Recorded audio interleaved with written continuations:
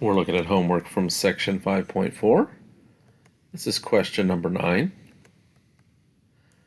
The population mean and standard deviation are given below. Find the required probability and determine whether the given sample mean would be considered unusual.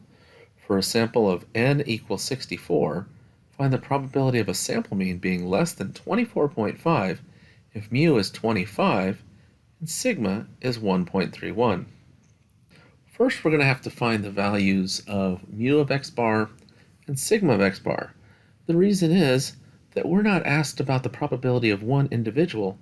We're asked about the probability of a sample mean for a group of individuals. So mu of x bar is equal to mu, and mu is 25. So we have our mu of x bar value. Sigma of x bar is sigma over the square root of n, which is 1.31 divided by the square root of 64. And when we divide, we get 0.16375. So if x bar is 24.5, we need to find the z-score. The z-score formula here, when we're talking about central limit theorem values, is z equals x bar minus mu of x bar over sigma of x bar. So let's insert the values where they belong. The x bar is 24.5, mu of x bar is 25, and sigma of x bar is 0.16375.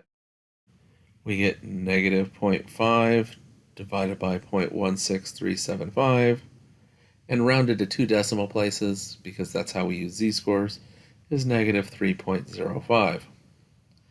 Once we have our z-score, we need to turn to the table. Z equals negative 3.05 leads us to the negative side of the standard normal distribution table.